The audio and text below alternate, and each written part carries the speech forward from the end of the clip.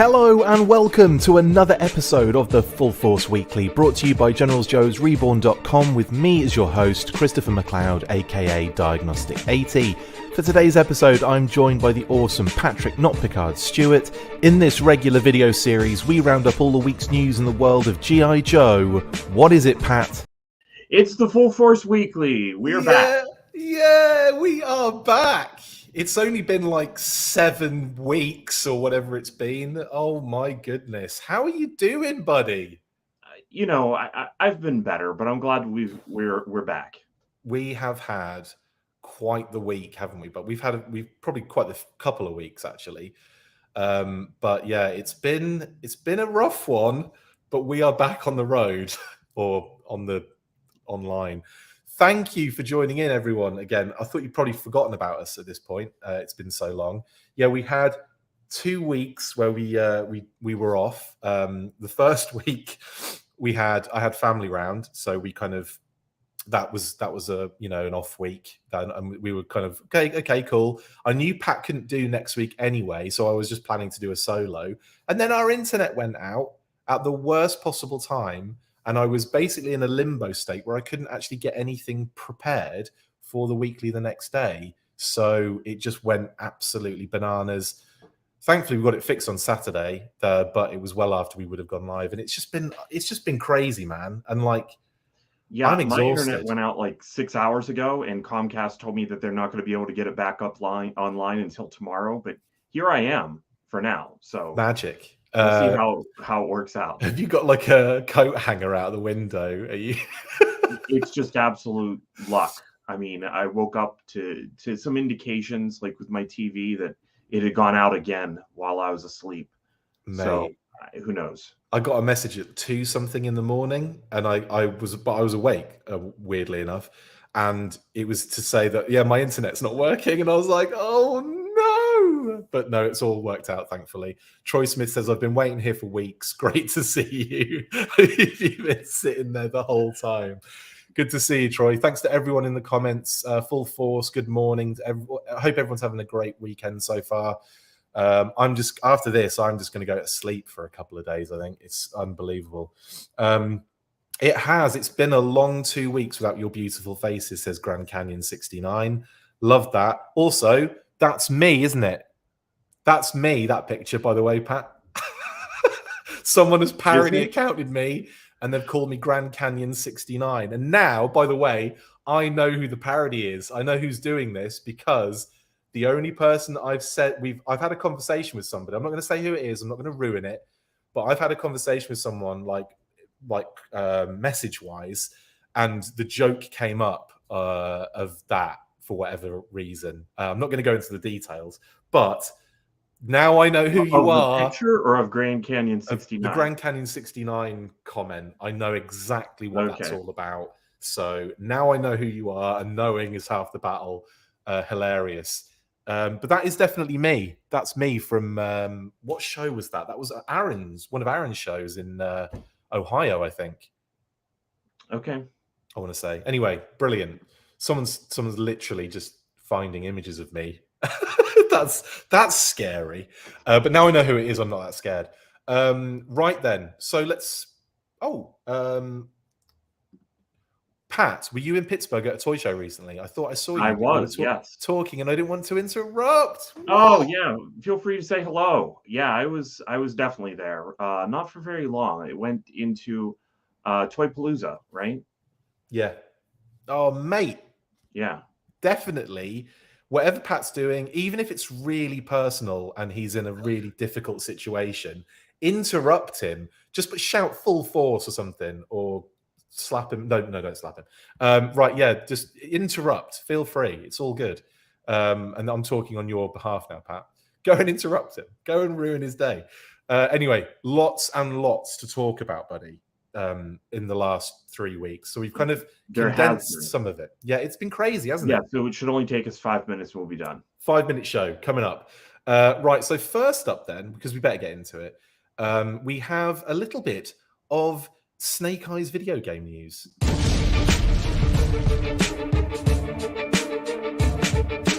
Atomic Arcade, the game studio dedicated to the next G.I. Joe Snake Eyes AAA video game, have posted an interview with their studio art director Josh Nitze on their website. The interview discusses Mr. Nitze's introduction to art and how he got into video game development, and also briefly covers his work on the Snake Eyes games so far. His work has even covered concept art for films including Marvel properties and Hasbro IPs like Transformers and G.I. Joe. Josh explained, "When I first started in film, I was one of the first people using 3D in concept art. Coming from games, it didn't seem that innovative to me, but it gave me a leg up, especially on the Transformers films. In my film work, I've been able to help reimagine many older IPs for modern audiences. I like the challenge of figuring out what elements to play up, what to drop, and what new things to introduce. I worked a bit on the first two G.I. Joe films and found I had a different vision from the direction they went with. I hoped for a more mature and realistic take, which was a huge reason I was interested in joining this project, to be able to bring to screens the Joe universe I have always wanted to see." He was also asked about the inspiration for the game, which he replied, "IP-wise, I'd say our main source of inspiration is the comics. They have been able to explore Snake Eyes and Joe from a more serious and mature tone. The toys and cartoons still have a soft spot in our hearts though. We look at a lot of other games like Call of Duty, Metal Gear and Ghosts of Tsushima. Of course we draw a lot of environmental inspiration from various films, but I don't want to mention them because it would probably give away too much about what we are doing." The interview also discussed some of the technical aspects of the game. The new features of Unreal 5 are impressive and are allowing us to get better fidelity on screen faster than ever before. We are having to adjust our ways of working, but ever-changing technology is one of the main exciting things about game development. Procedural art and animation are high on our priority list. We want to work as smart as we can and let automation help wherever possible. He had some exciting words about the project, also adding, "I really like our version of this universe. There are so many awesome things to pull from the G.I. Joe IP. We are going bold and new, but also honouring what makes Joe iconic. I think we have something special happening with our studio and it's amazing to be a part of it. The talent we have been able to attract is incredible, but we also have a wonderful culture of caring, cool people.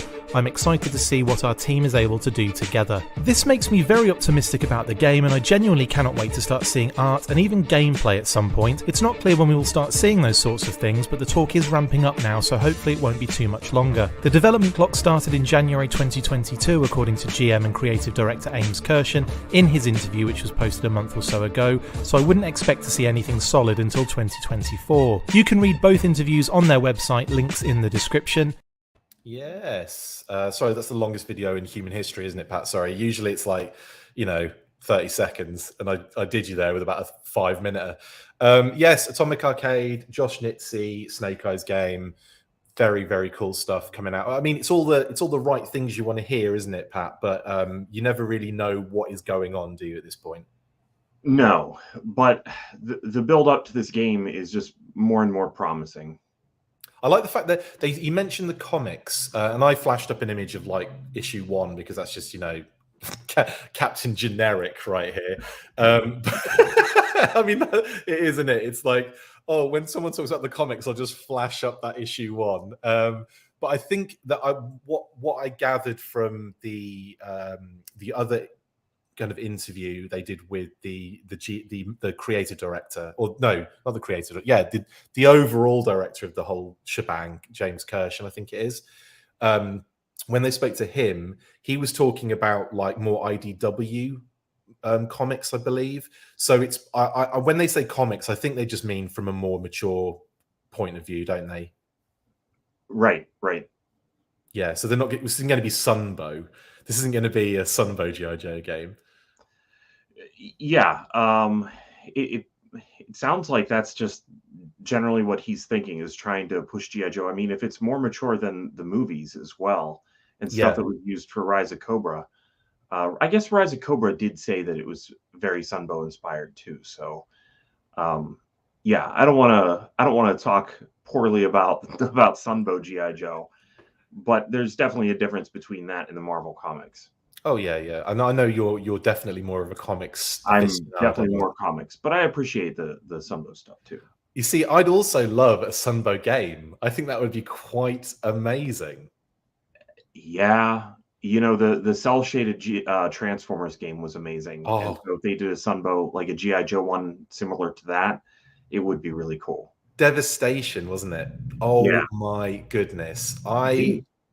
yeah, it didn't quite look like Sunbow Transformers exactly, because you know, it's 3D characters, but the cell shading, yeah, that was If they'd have made it exactly like Sunbow, could you imagine some of the odd shaped proportional animation errors? It'd be amazing, wouldn't it? Like Optimus Prime not having his face plate on at the time. That'd be so much fun. right. Or I think there's that one where like Ratchet is just huge and everybody else is it's either Ratchet or Ironhide. I forget who. One of them is tiny and in front. It's all weird. It's amazing. For all the issues in the Only Human episode. Yeah, it's. I think that some of that could be cool though if they did develop both. But I'm looking forward to seeing what they do here. It's just we've gotten so many bits of news regarding this over a long period of time. Yeah, I'm sorry. I just had to point out what the Figure Six Pack said. You guys deserve better internet service. Yes, we bloody do. And it is a very good. Thank you for that, Figure Six Pack. We do. Jamie Lynn Park says you guys can make up for it by just changing it to the Full Force daily. No big deal, right? Yeah, that'd be easy. Well, easy. we try and get content out on a daily basis, but yeah, it's not easy. Leon says, pad this one out. I'm trying to avoid chores. Mate, this is going to be 2 hours long. I'm not even kidding. Anyway, yes. Super Science says, video games and movies means classified figures, ? Very likely. I mean, we got a Fortnite Snake Eyes and we got movie classified figures. So yeah, I'm pretty sure that is going to be the case. By the way, I'll be talking a bit of movie news with Justin Bell next week on Monday. So keep an eye out for that. I should have added it to the shout outs, but I completely forgot to do so. So I'll tell you now. Right. Yeah, cool. So anyway, stuff that Josh has done include like these kind of like concepts for Snake Eyes visor and kind of like, well, his whole gear basically, but this is the focus, I think, more so on the actual visor itself. Do you think they're gonna, I mean, what do you think is going to happen here, Pat? Do you think they're going to go like something very, very new that we haven't seen before, or do you think they'll try and keep it close? I think it's probably going to try to keep close, at least in the sense of the visor. I think with Snake Eyes, as long as you have that version 2 visor, you can do a lot of other things with the rest of the design. And this is probably just showing, you know, him just kind of stretching where the concept can go. Yeah. And Snake Eyes' visor has been different over the years, and it still felt like Snake Eyes. Like I remember in 2002. Well, 2002. Yeah, the first O-ring Snake Eyes, not the one that was the first Snake Eyes from 2002. Although it had a different visor as well. Yeah. As long as you go a little crazy with it, it can work. Yeah. I think they'll probably, I'm guessing, stick closer to version 2.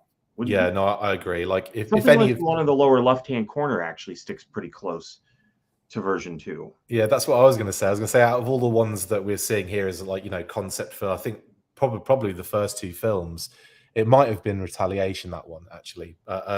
Yeah, like that. Yeah, that's something I could definitely see them kind of going in that direction. And obviously, these aren't actual concepts of stuff that's coming for the game. Just to be clear on that one, this is just concept work that Josh has done in the past. Right. Here's some stuff I think from Retaliation. Storm Shadow on the right there, and then some cool like options there for Snake Eyes again. Kind of showing again more of the armor that he'd be wearing as well, different kind of styles and designs going on. So you can kind of see like the work that he has done on, you know, on the brand in the past. And there's a Cobra Trooper as well. So very kind of like updated, very military futuristic kind of vibe going on there. Yeah, it's like here's the kind of the type of work that he puts out, and then we've seen what has come of this. But I would think that with him actually, you said that he started in video games, right? Yeah. Yeah. With that being the case, I would think that he probably very much knows how to put out a concept that's going to end up close to what's in the game. And for the amount of work that they're putting into the game, this is really sounding like the game that we've been waiting for a long time. Yeah. I mean, it would be really devastating. No pun intended on devastation there. But if you know, you go all this time, all this money spent on it, and then the game kind of flops a little bit and it's not very good. I don't necessarily see that with, like, like I said, we're hearing all the right things. We're hearing AAA, we're hearing Unreal Engine, we're hearing all of the different aspects of concept art being poured into it, and people that like seem to be very and writing as well. Completely forgotten who's writing it. Jerwa. Yes, Brandon Jerwa. Sorry, thank you very much. Apologies, Brandon, for completely forgetting about that. But it was a report we did ages ago, and I don't think I've brought it up since. So yeah, the fact that like Brandon Jerwa was working on it, again, people that know the brand and are kind of like passionate about it. And I think we're going to get something pretty cool. And it sounds like they're going to go very like mature on this one as well. It's not just going to be like, a kind of all, easy, fun-loving, universal kind of game. This is going to be a bit more edgy.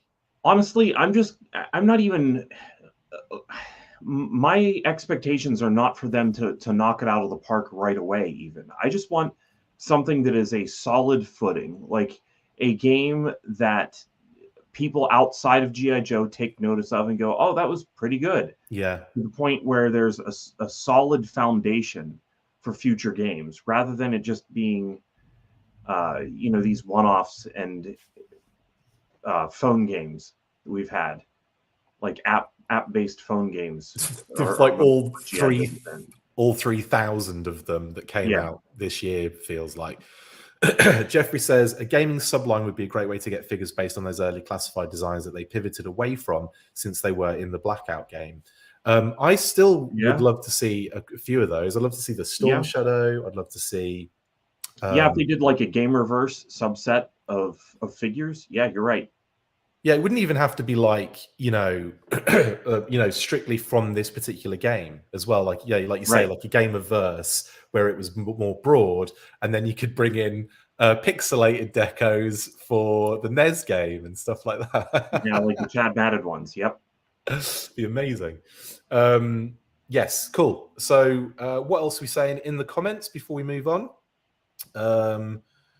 We never get version 1 Snake Eyes in media, as Storm Shadow is always established and not introduced through it.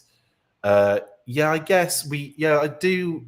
That is a good point. We never really get Snake Eyes goggles, Snake Eyes, do we, necessarily? No. Yeah. And for me, that was really my childhood Snake Eyes, was goggles Snake Eyes. Because I loved G.I. Joe well before Snake Eyes version 2 came around. And I think a lot of the rush of getting all of the story of Snake Eyes and Storm Shadow into each media so quickly is why the original one is always going to be the best version, because the original was just kind of a slow tease of things. Do you know what's hard to replicate? Do you know what's funny as well, mate?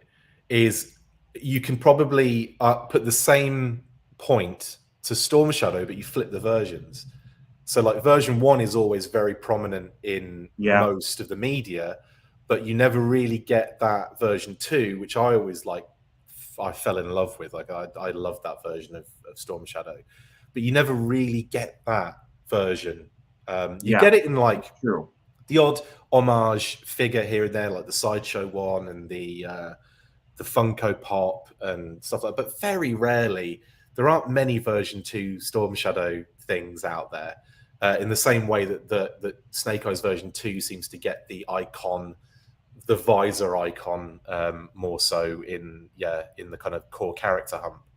It's quite interesting, that weird timing and dichotomy. It's odd. I like that. It's cool though.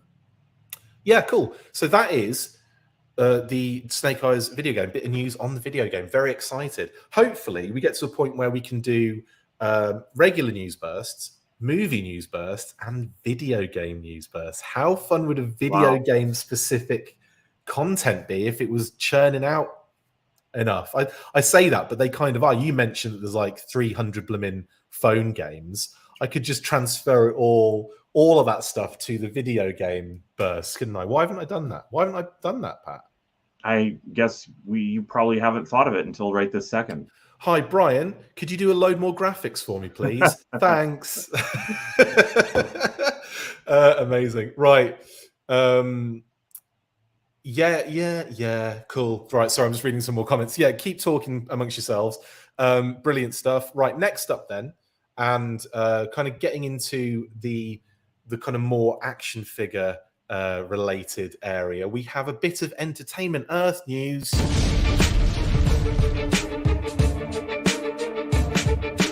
Entertainment Earth have dropped new G.I. Joe pre-orders for JoJo June on their drop zone page for the 14th and 21st of the month. Neither post really gives anything away, however they did drop the October guard name in the June 21st pre-order description. That said, I doubt we will be seeing anyone from that faction for a while. You can check out the drop zone link in the description and set reminders for both pre-order drops as well. Who is it going to be? Who is it going to be indeed? So this is kind of like a mixture of Entertainment Earth drop zone news and what we can expect to see at JoJo June in a few days' time, I guess. I can't believe it's May the 20th already. Where did that go? I don't know where March went. The March didn't exist. There was no March this year. They cancelled it. Over it. I mean, I know we missed 2 episodes, so that kind of does take a huge chunk out of the weekly sort of month. But my goodness, man, it has just flown by. Like, I need it to slow down. Can somebody slow time down, please? In the comments, let me know if you can do that. I just need a pocket universe I can go to every once in a while where I can take a nap. Oh my goodness, wouldn't that be the best? Just like, you know, do the Doctor Strange thing, go through the portal, have a kip, come back at like the exact same moment you left before, but you're like nice and rested. That would be sensational. Yeah. So anyway, Entertainment Earth, drop zone, boom. So we've got Wednesday, June the 14th and Wednesday, June the 21st for pre-order drops, 10 a.m. Pacific, which is 1, 10, 11, 12, 1 at 1 p.m. Eastern. Now, there's a couple of things that kind of come up here, Pat, because I know that we're going to be talking a little. This is a little bit of me kind of jumping the gun, but then bringing it back, and then we'll discuss it when we get to the gun bit that I jumped. But in a few stories' time, we're going to be discussing some kind of cryptic HasLab updates, and in one of those, General Hawk mentioned early June as to when they needed to be ready for all of this, you know, other stuff, right? So I was thinking we're probably going to get the first week of June is probably when we're going to get an event. Maybe even like, I'm not necessarily the 1st of June, but definitely in that first week of June. So a pre-order for the 14th, I'm wondering if that might be something else. Like it might be like other merch or other stuff. What do you think? Well, yeah, I kind of wonder if maybe that will be where we will get an actual event, because 14th, yeah. I would think that we'll probably have several of the things that Emily and Lenny did with just videos on a regular basis, and then the big events. So maybe they could do a couple of those that lead up to a big event and then the pre-order. But pre-orders usually aren't at 10 a.m. the day of an event. Well, that's Pacific, isn't it? Oh. But you are right. Yeah, you're right. Even like, you'd actually know, because I think 1 o'clock would be. Make sense, wouldn't it? Because it would be 1 o'clock would make sense for the day of an event. Because they do like, they usually do like 11. I wasn't thinking Pacific. You weren't thinking Pacific. Yeah, but that's exactly when they've done the pre-orders. So it's funny to me that they've separated into 2 separate things. So maybe we're just getting an absolute shed ton of product, because that's all I can think of now. But honestly, if it's more than that last event, that's I mean, I know it's JoJo June, and they're obviously ramping up for something even bigger here. That's clear. So, and obviously again, we'll talk about it soon, but we're going to be, you know, discussing those HasLab updates, which have been loads of fun. I've been loving it. I love that kind of crap. So yeah, it's interesting. I wonder if Ryan's got a good point here. He's thinking July 7th, new figure digital renders and name drops. July 14 pre-order. Sorry, June 14. I was going to say July. I don't know why I said July in the first place. June 14 pre-order and then June 21st pre-order. That is a possibility. And then he's saying June 28th HasLab. Hang on, Ryan, do you work for Hasbro? Are you giving us the entire layout of what's happening over the weeks? It's a good shout. What do you think? I think that's a pretty good pacing and guess for the month. Yeah, you want that build up, and for us to go in on the pre-orders probably prior to us committing to the giant pre-order, which is the HasLab. There's going to be so much stuff. Maybe one of those. Yeah. Oh, it's just. Oh my goodness. Okay, so I'm thinking news-wise, they're probably going to reveal the comic publisher. You'd think. Oh, I hope that whatever, like whoever the comic publisher is, it's going to be Skybound. Right. It's going to be the correct thing to do to give it a big launch and to have several interviews and to have some content that is put out there so that it has like a lot of news stories for people to dig into and to be ready for that first issue. Yeah. I mean, Larry has said, what issue was he on that he mentioned at one point? Was 303, I think it was, or 304. Yeah. Which is nice that they're getting ahead so that they have a little bit of a buffer. Yeah, definitely. But it's going to be intense because I think we're going to get lots of news, lots of reveals. Obviously, we'll have more name only reveals. They'll do those, so there'll be some new names come up, I imagine, for stuff coming up in the future. Then we'll have the digital renders of stuff that we haven't seen yet, which Mole Rats has got to be one, considering they're mentioned in updates coming up, which we'll talk about. Yeah. Quick Kick, he's been mentioned as a name only. So effectively, you think all those name onlys that we're aware of, without tripping over ourselves on stuff we might already know, which is, oh my god, part of the difficulty of this show is to remember what we know and we can't say and all that kind of stuff, isn't it, Pat? Right. Yeah. It's yeah. I know what you mean. We have to be careful. So yes, Mole Rats, Quick Kick. I mean, we've seen Tunnel Rat. I'm doing a Lenny now, where I'm kind of I'm doing that thing where he's asking me, have they revealed a figure yet? And I'm like, yes, mate, you revealed him. So Ryan Daly says, Tripwire Grunt Ripper Buzzer. Thank you very much. Thank you very much, Ryan. That's saved us a little bit, actually, from having to think on our own. So yes, Tripwire Grunt Ripper Buzzer. We've known about them for a full year with no digital render yet. So yeah, maybe the Dreadnoks would be a good couple of figures to reveal on this one, Pat. I would agree. That'd be a really cool. I am eager to see the Dreadnoks. Zorana is still one of my favorites so far from the Classified series. Who's that? I don't know. Oh, you're not going to do it. Oh, you're not going to do it. Okay, I'll do it. Zorana, I didn't know it was you. I thought you were going to jump. I thought you were trying to get me. I was trying to get you to say it. Do it. I was trying to get you to do the voice and everything, but no. No, I wasn't going to do that. Darn it. Okay, it's fine. Well, I'll get there. I'll make it happen. Snow Serpent, people are saying as well. That's that. Oh god, could you imagine the Snow Serpent? What that's going to look like? Oh, right, and all the gear and how cool that's going to look, especially against Snow Job. Yeah, I think that stuff would be nice to have out before there's snow on the ground. Exactly. Yeah.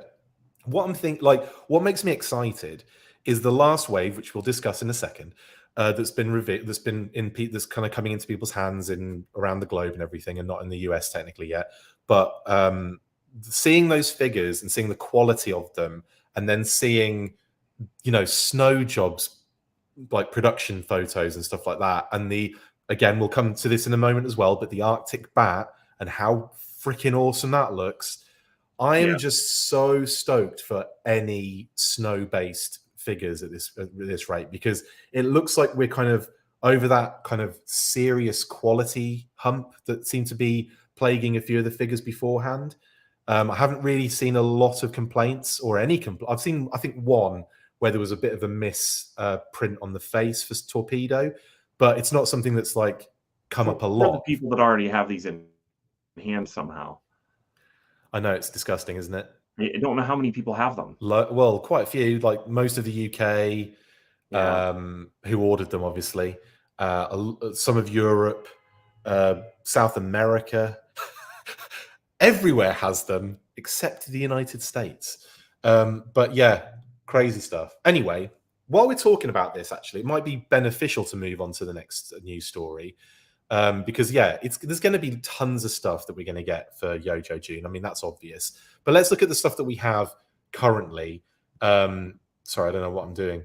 And like I said, let's take a look at the classified images that have been flooding us very recently.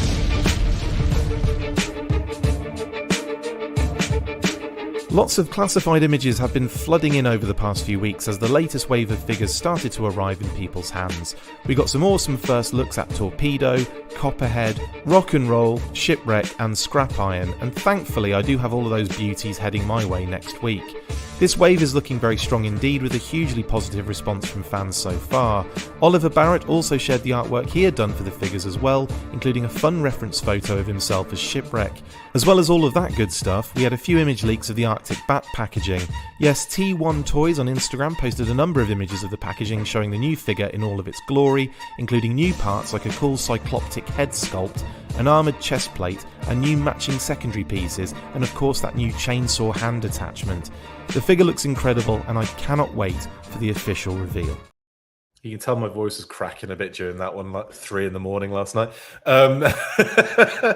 Yes, so we've got loads of images of the new wave, and then we'll talk about the Arctic Bat as well.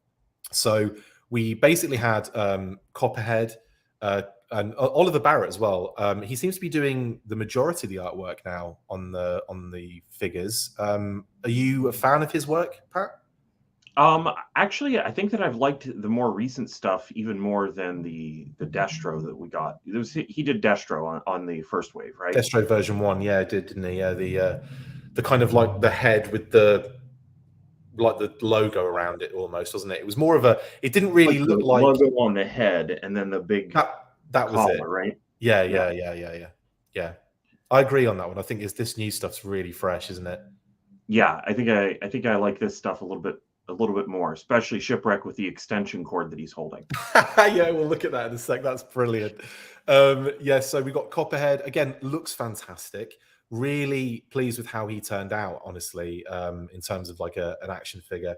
And the little clips where the pistols go in actually pop in and out. So there's like a little kind of fold over clip over the holsters, which is really nice, on the back and on the thigh, which is a nice little touch. And that was something that Lenny showed us and was gonna show us on the interview, but it was off camera at the time. And then we forgot to talk about Copperhead. So that's on me. Sorry, guys. But he did show those little clips. So I was really kind of like excited to see that was included then in the figure.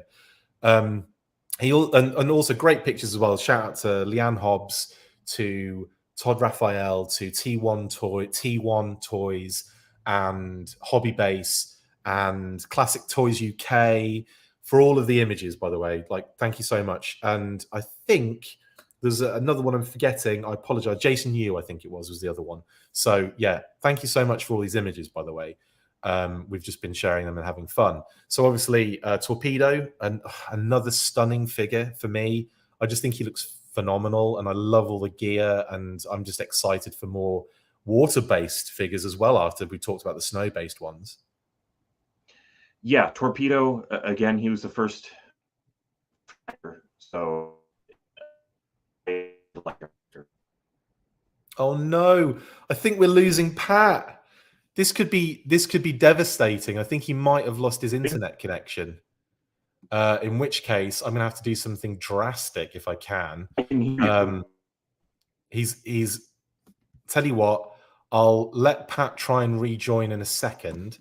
Are you still there, buddy? No, okay. I'm going to remove you and I'm going to change. Boom. That wasn't too bad, was it? That wasn't too awkward. Oh, damn it. Okay. Sorry, Pat. Mate, if you could, like, I'm just going to, if Pat, you can hear me, if you try and cut out and start again and join on, I'll try and drag you back in. But unfortunately, we may have lost Pat.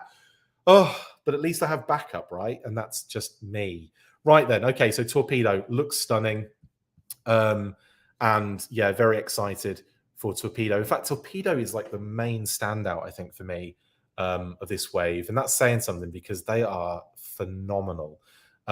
Yeah, anyway, brilliant. So thanks to all the images as well. Really, really appreciate those. Yes, Rock and Roll. Now, this is another one that I have to say is just utterly phenomenal. I love the deco. I love the tattoos. It's a really interesting look. Yeah. Punkman Toys. Pat, try your Naked HD account. That would be hilarious if he could do that. And it's all different. Like, it's a different thing completely. That would be hilarious. If he does come back in, don't worry, I'll re-add him. But at the moment, this is how it's going to be, guys. I'm so sorry. Right. Actually, I should also check on whether I have a single frame that I can use. I don't think I do. All right. While I'm kind of talking in the background here, I'll see if I can work this out while I'm talking to you guys. Yeah. Okay. So Rock and Roll. Very excited for Rock and Roll. Like I said, because it's such a new, different design, and I think it translates so well to it translates so well to the classified figure. And I was like, it was interesting when I first saw the digital render. I was kind of like, oh, that's cool, but I kind of understood why there was a lot of like, a lot of people were kind of like umming and erring about it.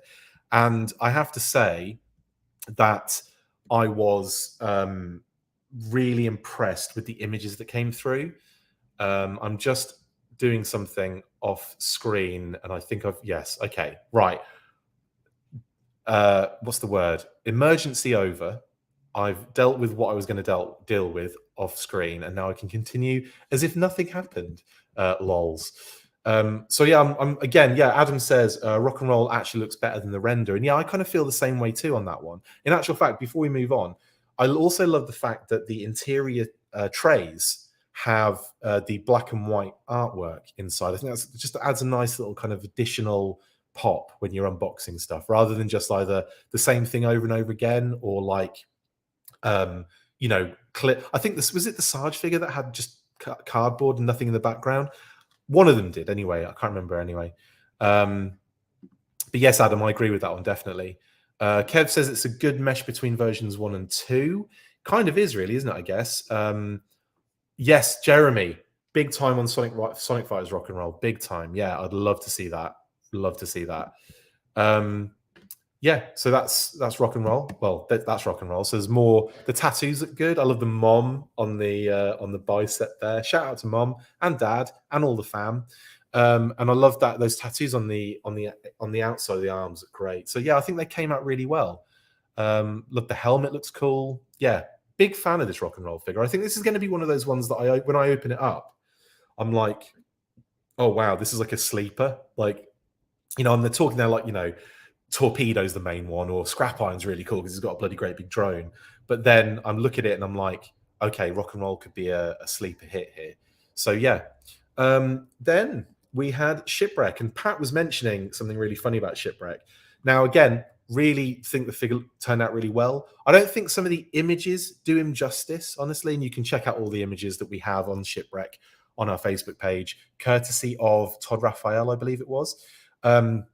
Now, some of them, they're not necessarily posed, or they're just kind of like held at weird angles and stuff like that. But the figure, I think, looks great. The chest hair deco's hilarious. Loads of like tampos. Of course, he's got the shoulder tampos, and then he's got the tattoos, and he's got one of each. He's got the shark on one and the anchor on the other, which is pretty dope. Polly is okay. I mean, it's a pretty basic little figure, isn't it, really, of Polly? And then you've got, I think one of the images that he did show, this is the Oliver Barrett image that I absolutely adore. This is his reference. That's him, Oliver Barrett, the artist, taking a picture of himself holding an extension cord in order to get good reference for Shipwreck holding his anchor and rope, which I think is brilliant. So, and I love the fact he went and got a denim shirt on as well, just to kind of really really try and ram that home. Gloves on as well. He's gone all out. So yeah, really impressed with that, Oliver. And we'll try and get. I'm going to see if I can try and get Oliver on an interview, because I think that would be worth having a chat. You know, we've talked to some great artists over the years, including obviously Adam Riches, is, you know, good friend of the channel, and almost regular for a while there. And then, of course, you know, loads of great artists we've chatted to. Loads of people have worked on the classified artwork, and you know, I want to get them on more often, but it's just like time availability. You know, trying to churn this stuff out is kind of difficult sometimes. But anyway, Shipwreck's wicked. And I think the actual figure, I actually was meant to put more images on of Shipwreck, the figure, but I've actually ran out of time. So this is the only one we've got at the moment on screen, but obviously you can check out loads of images on our Facebook page. Yeah, so like kind of very impressed with the figures and all of that stuff so far. Then we had Scrap Iron, which is, and then these, I think this is from Jason Yu. These are some wonderful images of Scrap Iron. So we get like the full shot of him in the box with his drone behind, like next to him, kind of strapped in. The figure looks great without the helmet there, but then we've got a shot of the skull like close up, a shot of all of the stuff in the box, and then of course him with his helmet on. And that helmet looks phenomenal. It looks really good. Like it just really, I mean, that's Scrap Iron 100%. It's like perfect Scrap Iron figure right there. Really, really awesome. Love it. Ryan says, I wish Shipwreck had more of a smirk or subtle grin on his face, but otherwise he looks great. Yeah, I could see that actually. I can see what you're saying there, Ryan. Big time. Scrap Iron with drone is absolutely stunning, says Kev. Super Science says Scrap Iron looks like Duke with a burned face. Yeah. I mean, it's a bit more gnarly than Duke, and there's a lot more. I think, yeah, we'll get some. There might be some other shots of him. No, we'll move on to the back next. But yeah, I think when you really see the face, you'll see that it's a bit more kind of shaped different and a bit rougher and a bit gnarlier, definitely, than Duke. Yeah. That's a good point, Neil. How do you get this figure so right and yet Falcon's head so wrong? I think the Falcon head thing is going to be, I mean, for me, it's the only blip for me in the classified series, and I still bought the bloody thing. So yeah, I feel like I've really enjoyed every figure that's kind of come through so far. I haven't been, and they've progressively, obviously, improved as time has gone on, 100%. But I can go back and still get enjoyment. Like Tiger Force Duke was like an old mold and design, but I love that figure with the ram. You know, the Baroness, I still think is an amazing figure. Who else? Destro still stands up. Like they're all great. You know, even the Cobra Commander in his many forms. I like went over to the shelf not long ago and picked up Snake Supreme, and I was like back to being blown away again at like, oh wow, I forgot. So there was so much about this that I absolutely loved. Do you know what I mean? Like, and so anyway, yeah. But like, I know that over the years this line has improved, and now I think we're at a point where we went through that little blip where there were let's face it, there were more than a few quality control issues. The team were aware of and were just as annoyed at. Definitely, I can, you know, relay that info. But like, that was something that I think with this like lot, I feel like they've maybe kind of gotten over some of those kind of things. And what we'll see in terms of errors and issues going forward will probably be on a smaller scale. You know, rather than running through the entire line of like different colored elbows, we'll have, you know, more kind of, you know, more consistency basically, which is what we want. Yes, you should definitely smash that like button, guys. Come on, if you're on Facebook, do it. If you're on YouTube, do it. You know you want to. Please, thank you. Anyway, you're sorry if you're hoping to see Pat. We had him earlier, and his internet crashed, and then I had to quickly switch us around into this form, which is, you know, just typical, isn't it? Anyway, Beachhead was cool, Michelle. Yes. Beachhead was very cool. I love that figure, and it definitely stands up for me. I love that Gung Ho, that first Gung Ho. Like, I know there's obviously the retro Gung Ho is kind of like the pinnacle now, but I loved that first Gung Ho. I thought he was dope. That's true, actually. this is, sorry, not that one. So Adam, like just saying hi to someone. No, Super Saiyan, even a bad classified is better than some other toy lines around. And I kind of have to agree on some of that statement, honestly. Anyway, yes, so that's Scrap Iron. Then we have the Arctic Bat. Now, obviously, again, if you're wondering why there's no video for this, it's because it's already played. We mushed the classified images and the Arctic Bat kind of together in one video. So that's what I've done there. If you're joining now, is what I'm saying. Because usually you're not used to me kind of, traversing through images and then getting onto one of these news burst extra kind of images. And you might be not even noticed, and that's fine. But yes, the Arctic Bat dropped, and my goodness, yes, I did news bursts, but we didn't really discuss it. Obviously, we missed 2 weeklies in a row, so that hurt. But finally back in the game, let's talk about this Arctic Bat, because I have got lots to talk about this, lots to say about this. It's all positive. So if you think I'm going to say something bad, which I don't think anyone ever usually expects, this thing is phenomenal. Now, T_1 WAN_toys, T1 Toys, they posted on their Instagram page. Pat's back, by the way. So what we're going to do is I'm going to do that really awkward thing where I add him to the stream and then try and change the thing really quickly. So here we go. Are you ready? And boom. It's boom. Full Force Weekly.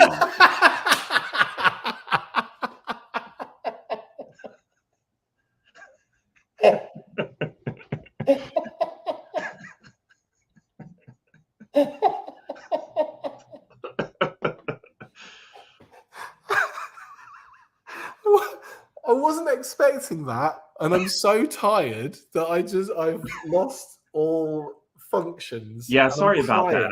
I still been having this problem. Comcast canceled an appointment, and they're supposed to come out tomorrow. I hope I don't get lost again, but who knows? That was working half an hour at a time yesterday, so if I get lost again, I apologize.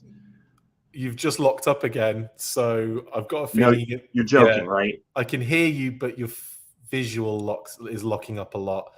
Oh, Pat, I'm so sorry. Can you say something? Am I here? I can hear your voice. Oh, yeah, it's moving a little bit. It's just very glitchy. I just am a very still person is all it is. But what it is you're just doing what I usually do when I record from our crap internet connection. Yeah. Okay, let's talk Arctic Bat while you're still here then. I was just saying how much this is just phenomenal, blowing me away. T1 Toys posted these images of the packaging. We haven't seen the figure out yet, but we have seen a lot of packaging images, and obviously they show lots of renders of the figure. The front of the box is beautiful. Like, I love the fact we've got that kind of the cargo plane, like almost like the G.I. Joe cargo plane flying off in the distance. You've got that snowy backdrop, and then you've got what is effectively looking like a crashed Rattler in the background, and then this bat as if it's emerged from it. Like it was flying. Or it's being transported maybe in the Rattler, and it's the only survivor or something. You know what I mean? Yeah, or maybe it's retrieving something from a crashed Rattler. That's cool. That's a good thought. Yeah, this is the thing, though, isn't it? This is what this narrative, like visual narrative, does. It makes you like read into it in different ways, and that's what I love about this artwork and how it's changed now to doing this kind of thing. And I really like this, and like trying to spot homages and stuff like that. I mean, that's clearly the G.I. Joe kind of C-130 kind of flying off in the background, isn't it? You know what I mean? Yeah, that apparently was protected by a Sky Striker or something like that, and the Rattler has crashed, and maybe there's something good in that Rattler, and the bat has to saw its way in. Love it. Love that narrative. Love that storyline. The chainsaw attachment was the first thing I noticed. Actually, probably I would say that and the eye, the kind of like the new head sculpt, were the first things that stood out to me on this one.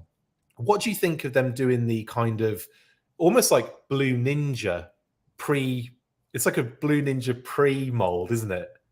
Yeah, putting some of the tooling in a figure that will be useful for later, I think is definitely a move that we saw a lot in the 25th line, and it worked out every single time. I think that it would be great for us to get those, but it's going to make it cheaper if we've gotten this one already.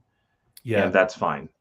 Yeah, definitely. And I think It's also they kind of did this head in, what was it, like a retaliation figure? Was it a Cobra Trooper or a Cobra? Yeah, it was a retaliation. Well, what didn't they call that, like Cobra Ninja Trooper or something like that? Something like that, wasn't it?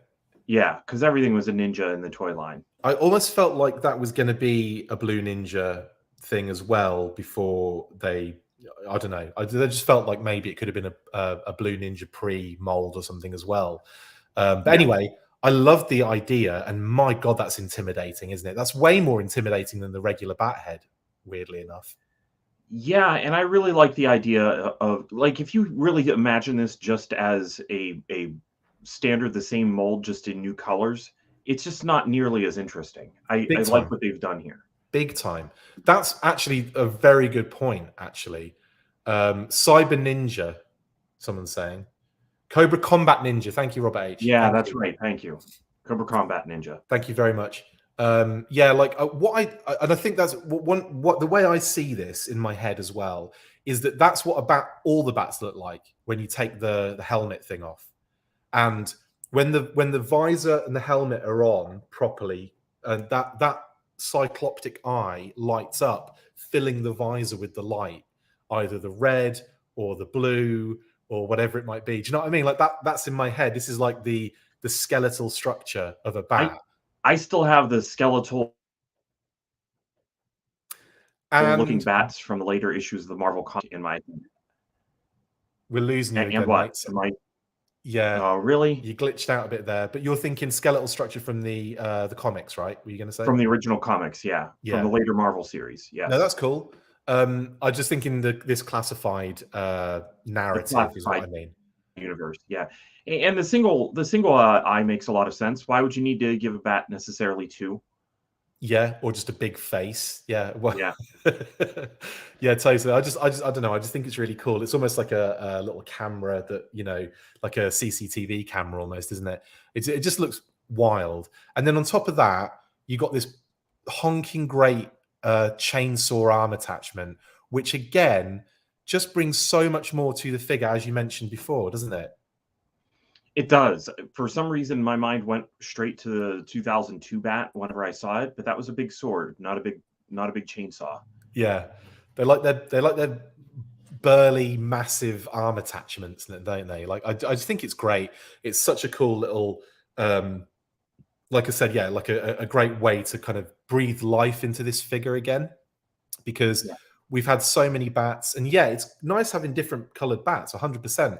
But when you can do something different to them, add certain aspects to them, and then you're in a position then going forward where you can mix and match a little bit more, because there's more things to kind of choose from and play with, and it gets a little bit more interesting. Yeah. It's a little weird that the other attachments aren't in there, that we have a backpack that's going to have some spaces in it.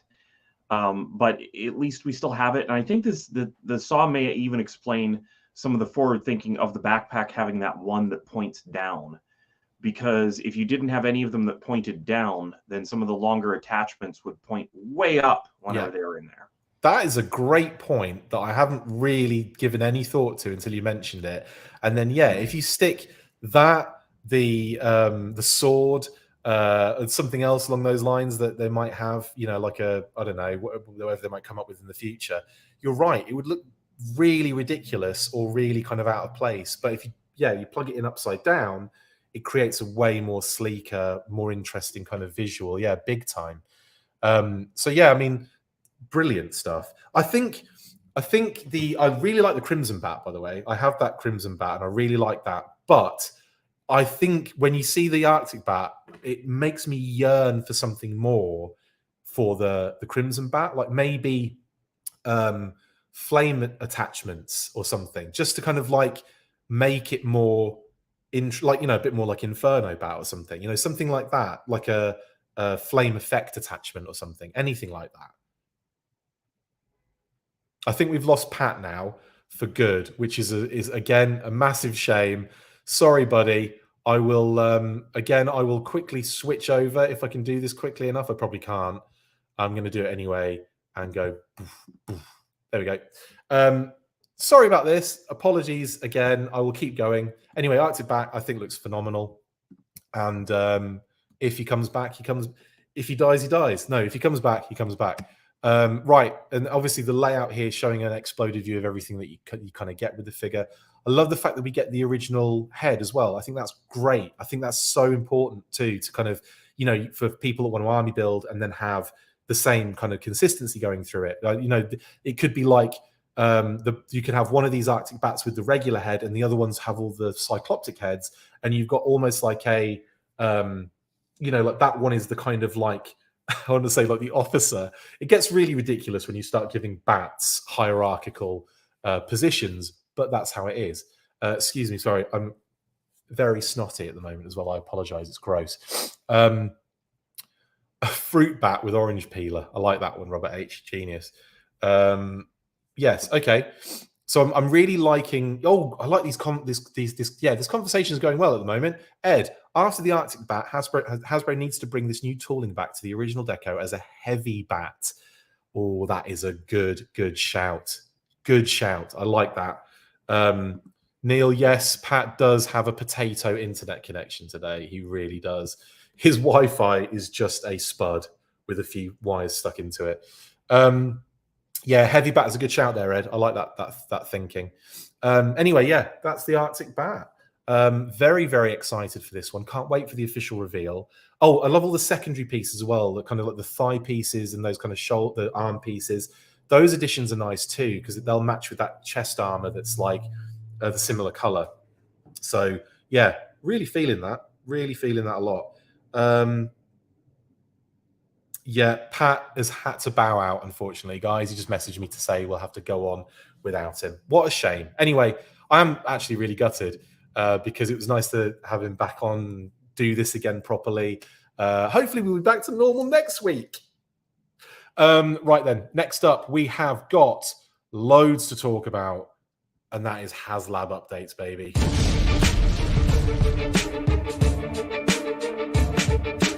Since the last weekly, 11 moons ago, Hasbro have dropped a number of cryptic and not so cryptic updates for the current and possibly future G.I. Joe classified HasLabs.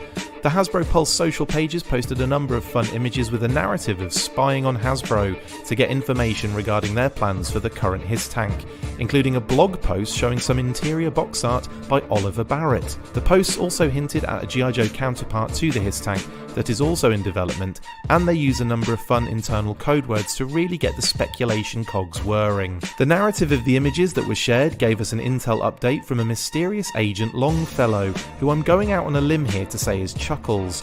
Other mentions include Hemingway, currently unknown, Solar Flare, the Bat, and Venus, Zartan, who was the subject of the third update from a Cobra perspective. Now we do know that Longfellow and Hemingway are also internal code words that haven't been revealed up until now, so I'm guessing that Chuckles will be Longfellow, as we know he is coming and this secretive undercover situation is right up his street.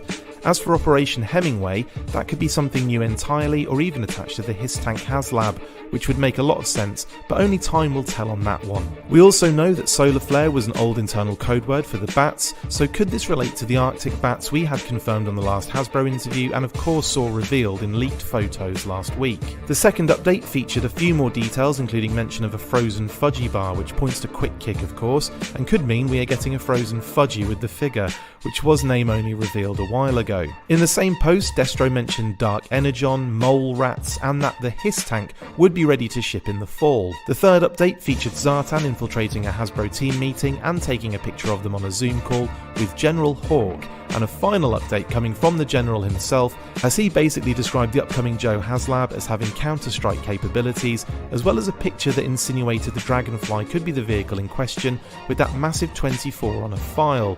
It had been previously rumoured to be the next project, and also features a 24 for one of the vintage stickers. He also mentioned new recruits, but that just points to a lot of reveals for the month of June. We expect more updates over the next few weeks as we get closer to JoJo June, so keep it locked. Yeah, keep it locked, yo. So many updates to get through here and so much to talk about because it is like there's just loads. Anyway, TAP has shown up. There is no Pat. Now only TAP exists. Brilliant. This is Mirror Universe Pat, isn't it, basically? Thank you so much, Mirror Universe Pat, or TAP, for the super chat. We really appreciate it. That's lovely. Thank you. If you can't be on, then he can still pay us money. Yes, let's talk updates because there's loads to get through. Well, we'll go through it bit by bit, okay? Because there's loads to get into. I'm not going to jump the gun. We're going to go stage by stage because it's just so packed. Now, Agent Longfellow. Location, that was X'd out originally, but it was Cobra Island, wasn't it? COBRA ISLAND. Yes, Cobra Island was where he was infiltrating. And the encrypted message was decrypted by the Joes, and the transmission from Agent Longfellow read, Operation Hemingway successful, detailed schematics for Project Solar Flare en route, cat's out of the bag though, cover blown. First bit, let's bust into that. Now, Longfellow and Hemingway, we have known for ages, just FYI. We've known those two as, internal code words for a long time. We've seen them on listings. They haven't been out there like we have seen in the past, but we've known about them for a long period of time. So when these popped up, lots of things kind of fell into place a little bit.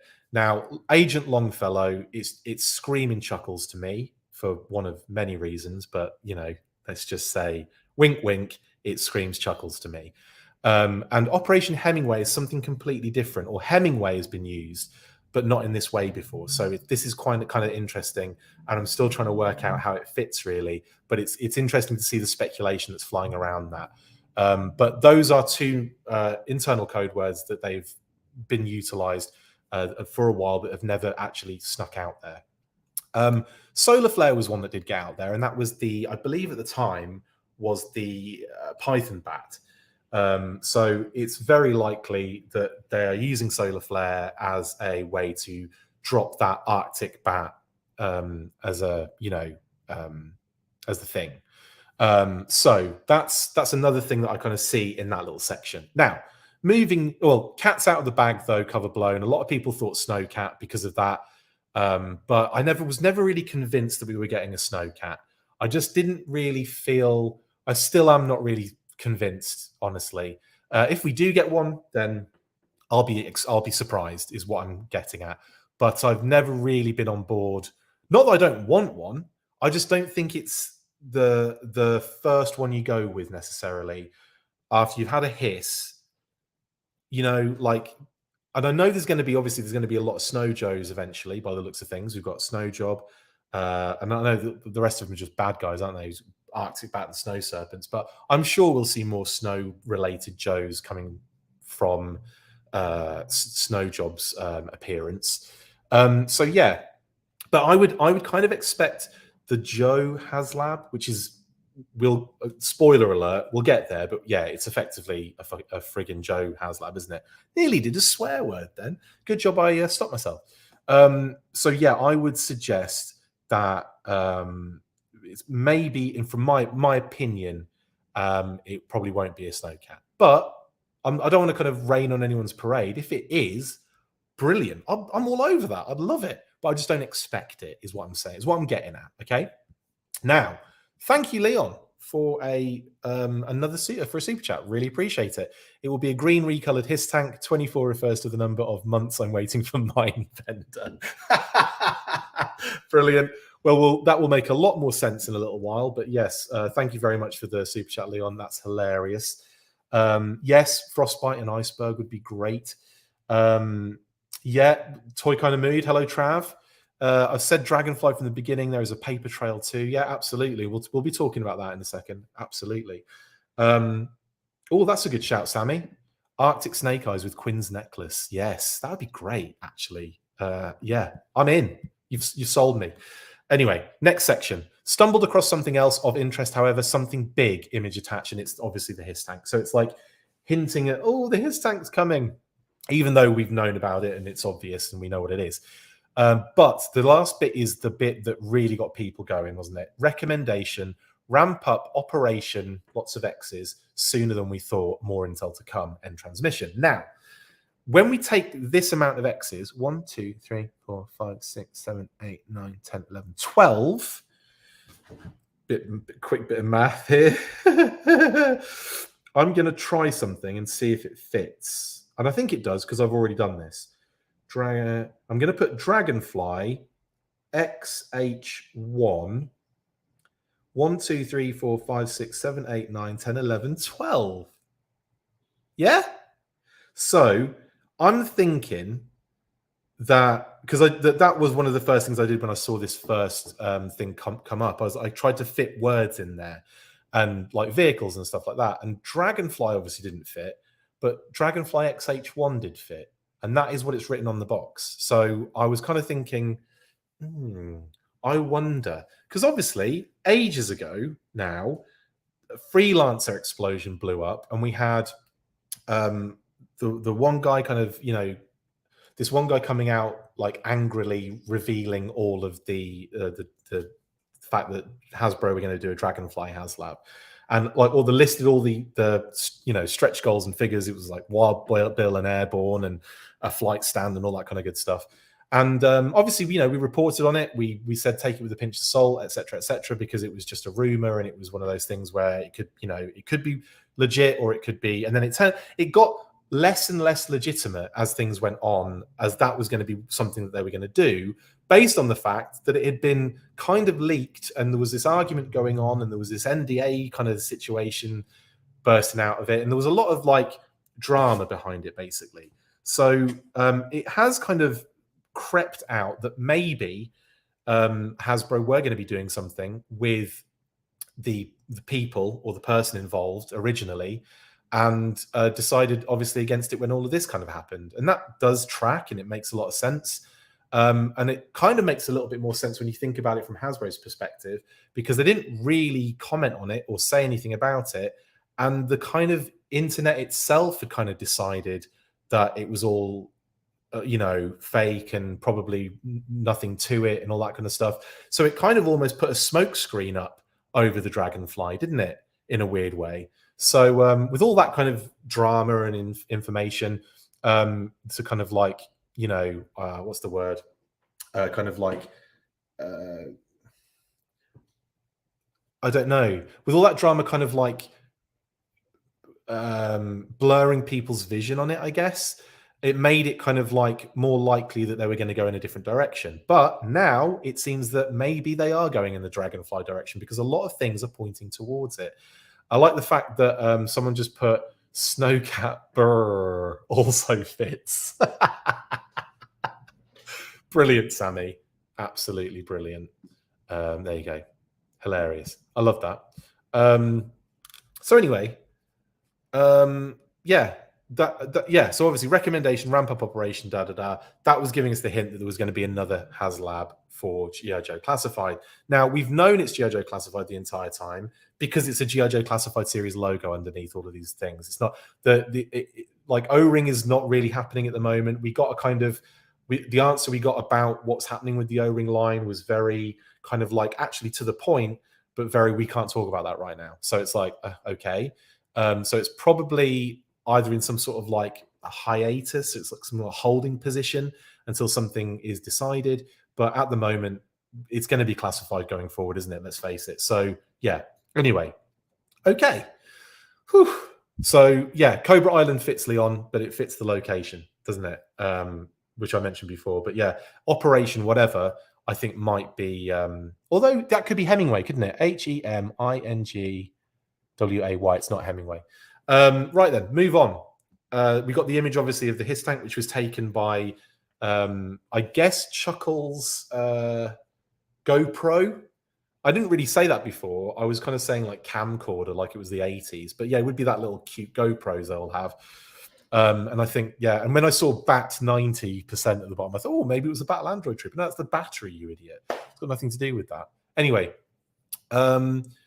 then we had this beautiful artwork from Oliver Barrett for the interior of the HISS box. They kind of revealed this on the blog post.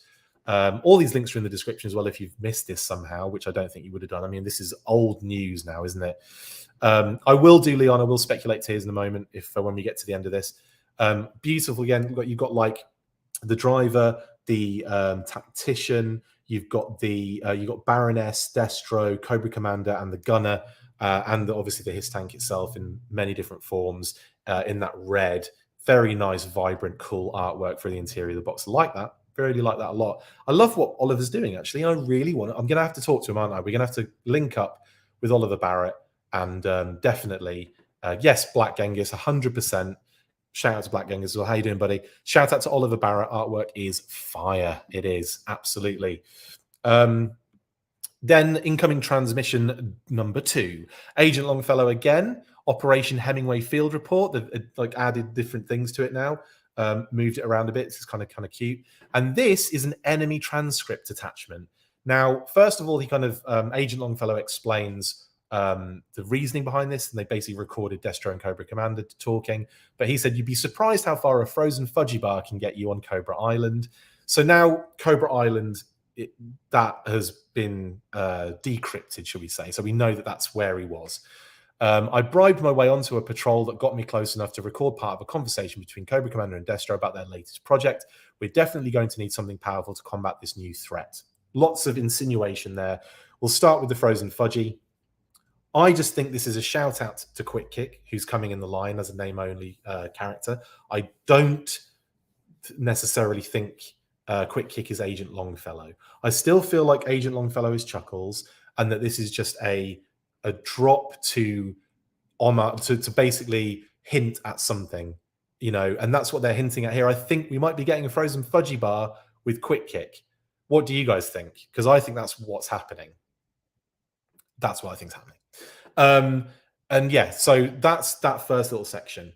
Now, where he's talking about we're definitely going to need something powerful to combat this new threat. Again, the insinuation that G.I. Joe needs a HasLab as well. So all very makes a lot of sense. Very makes a lot of sense. That doesn't very make a lot of sense. This is the excerpt. The transcript follows.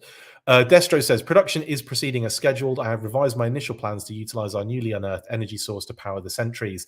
Unfortunately for our mole rats, the dark energon crystals have proven unstable. The shift to more conventional Mars Industries engines will not cause any significant deployment delays.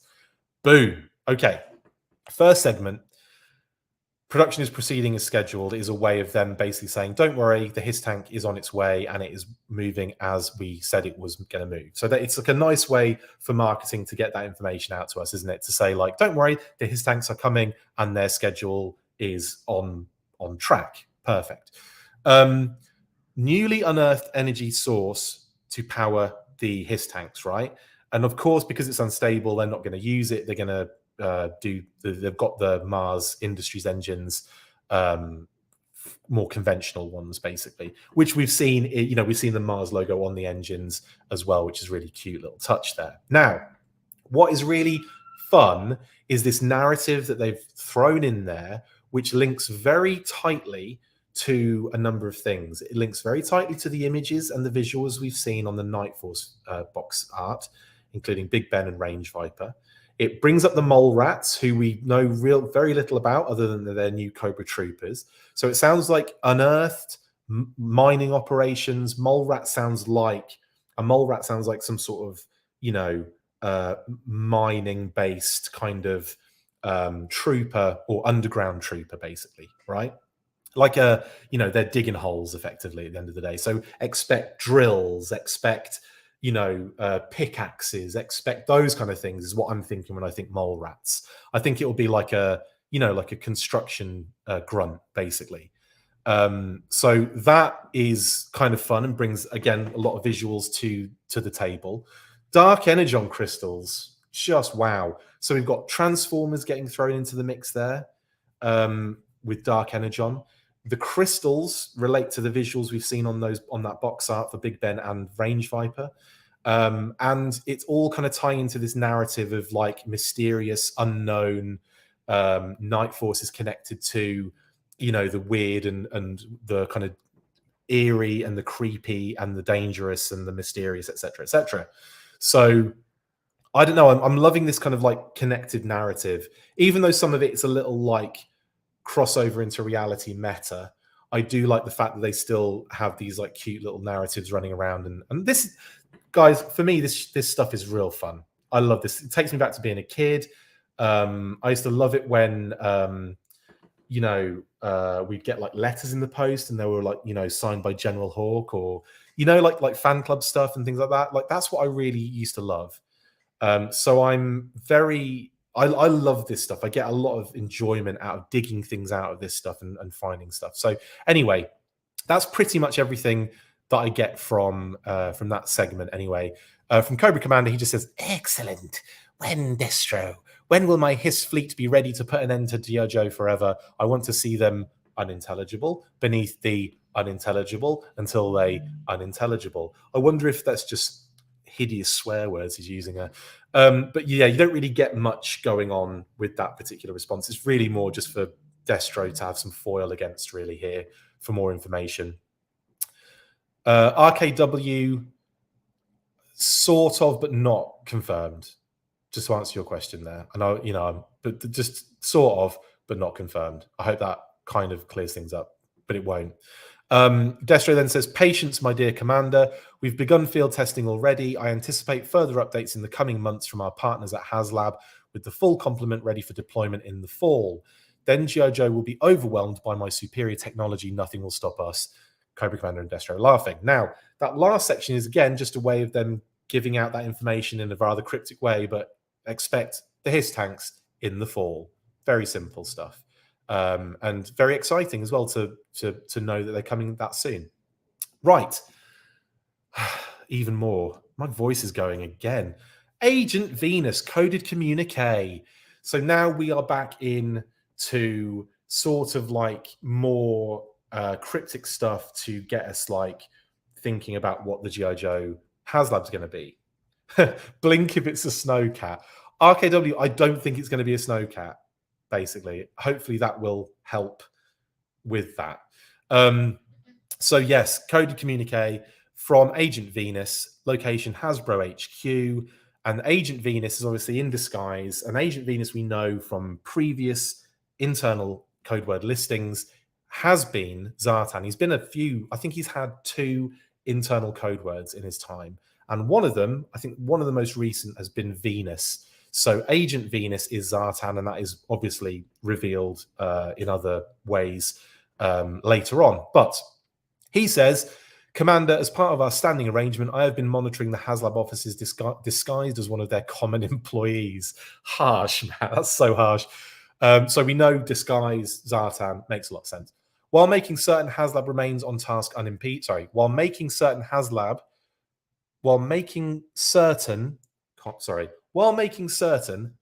remains on task unimpeded. Got to be able to read properly. I've uncovered information well worth my modest price. It seems HasLab designers are playing your adversary G.I. Joe against you. They have outwitted that fool Destro by hosting General Hawk in a teleconference.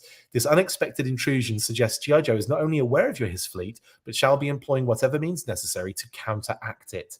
All pushing it towards, yes, we are getting G.I. Joe HasLab. I don't need to go over that again. That's what that means. Alas, I could only capture the meeting from afar, but understand, should you have any further heroics in mind for me, you'll need to quickly pay my price. Otherwise, I humbly suggest you enlist another agent on your behalf to uncover the exact nature of their plans. I await your response. The rest is just a little bit of color to build up this fun, that kind of narrative, really, isn't it? Or like, if you want more, pay more or get someone else to do it. So yes, and then obviously Agent Venus is revealed to be Zartan because you see his name there in the bottom right of the image. His battle android trooper is down to 23%. Joking. I know it's the battery.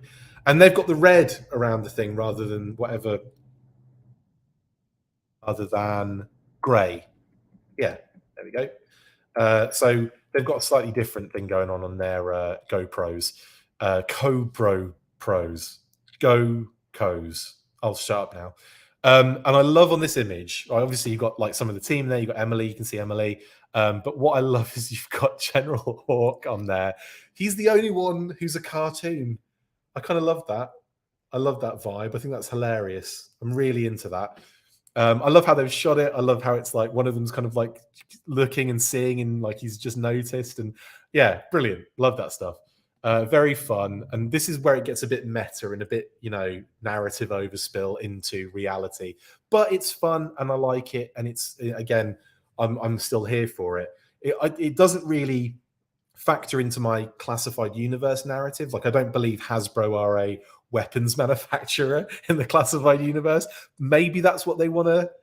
Maybe that's what they're getting at. Maybe they're making Hasbro and HasLab out to be more of a production company for, you know, serious terrorists and global anti-terrorist units. I don't know, but that's up to us, I guess, isn't it? That's up to us to kind of like get that kind of information from. Anyway, so that was that reveal. So now we know that G.I. Joe is happening, and we're getting a HasLab from G.I. Joe. And then finally on yesterday, we got this one, didn't we? Actually, Adam, that's a good point before we move on. The question is, who was Zartan disguised as in the Hasbro offices? I'm guessing it was Lenny. Great point, because Lenny wasn't in the shot. Eben mentioned that. Yeah, Eben mentioned that he wasn't in the shot because he loves dreadnoughts. He is Zartan. There you go. Yeah, brilliant. Lenny is Zartan. Thank you, Eben and Adam, for clearing that up. Eben mentioned that Lenny's not in the picture and loves the dreadnoughts. He is Zartan. And Adam said, the question is, who is Zartan disguised as? It's got to be Lenny. And I think you're right, because he's not in the shot. Has to be, doesn't it? Or Tony. Could be Tony. Yeah. Anyway. Oh, that's a good shout, though, Black Genghis. Yeah, Thunder Machine is perfect for HasLab. Dreadnoughts are the Tears and the Dreadnought Cycle. Oh, that would probably be too much, though. They'd probably do well, actually, the Dreadnought Cycle's massive. It's 2-person seater thing, and it's huge.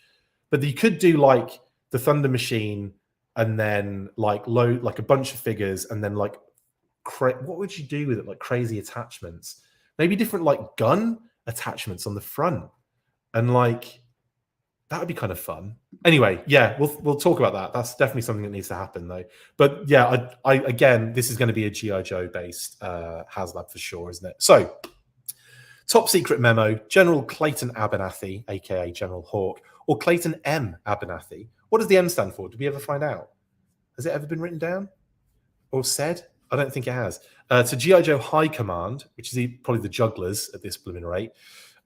Begin transmission from General Hawk. Commanders, our recent meeting at HasLab offices was a rousing success. Unfortunately, their collaboration with Mars Industries to develop a fleet of armored high-speed sentries is far too along to halt completely at this stage. Once presented with irrefutable evidence of the terrorist activity sponsored by Cobra, HasLab agreed to work in tandem with G.I. Joe weapons developers to mass produce a Joe vehicle with significant counter-strike capabilities. It's all there, black and white, done, right? Explained. G.I. Joe HasLab, counter-strike capabilities. What's going to counter-strike a HISS tank? Lots of things.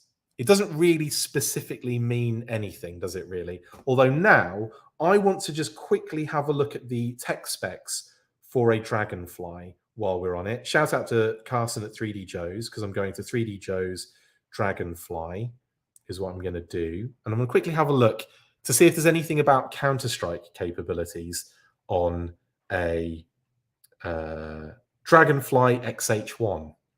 Here we go. Anything counter-strikey? Anything counter-strikey? Let's see.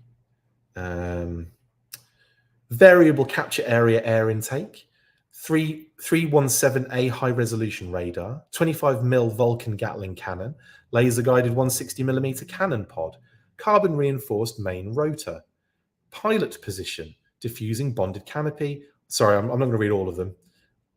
Counter rotating turbine. We were close. We were very close. We were so close to counter something, but we got counter in there. Has anyone got any other comments as to why Counter-Strike might be connected? But I Counter-Strike helicopter. I don't know. I think it still sort of makes sense in a fashion. But Zartan says, "There you go. Okay, I'll talk. Classified coastal defender. Boom. Love it, Zartan. Thank you very much, and thank you for the super chat, guys. Lots of super chats today. Really appreciate it. Thank you very much. Oh, Paddy's sending me images now. Oh, some Python Patrol officers have shown up. I guess that's in Ireland. Joe's back in. Oh, in Toymaster. Thank you, Paddy. Joe's back in Toymaster. If anyone's interested in the UK and Ireland. Okay. Right. So yeah. Okay. So now we get to the meat of this, which is this image, right? tactical data ring binder, potential recruits, because obviously, I hadn't finished, have I? Sorry, we haven't got to that bit yet.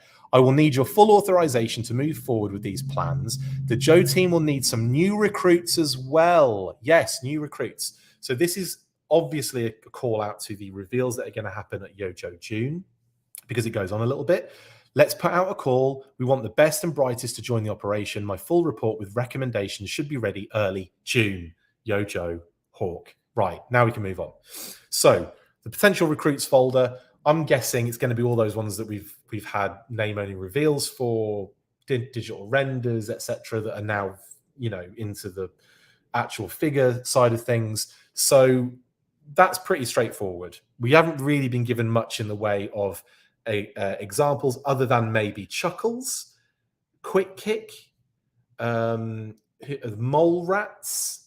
So maybe those we can expect in June, possibly. Who knows? So anyway, and we do half know, don't we? Or there was speculation, or as a listing was revealed for SDCC for Chuckles. So that's out there and floating around anyway. So yeah, that would line up fairly close for reveal time, wouldn't it? Because SDCC is not too far away. Not too far away. Or is it? I can't remember what. I'm guessing it's June or July. Usually July, right? I want to say it's July. And it wouldn't be beyond the realms of improbability that we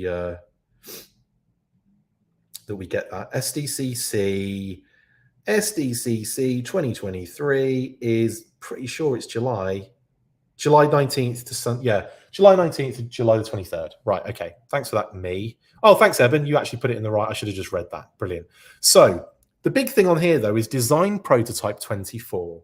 Now, the 24, a lot of people have kind of speculated on this, but it does tie in ever so close, doesn't it, to the Dragonfly. The fact that the Dragonfly has the number 24 on in the little circle near the rotor housing, engine housing, on that sticker.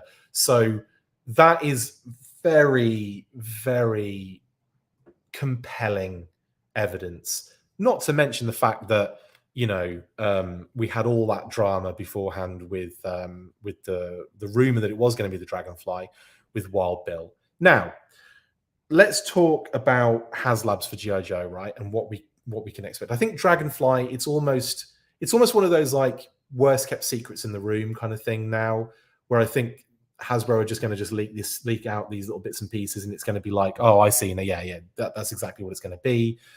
So what do we think? I think we can basically all agree it's going to be a Dragonfly. If it isn't, I will be surprised.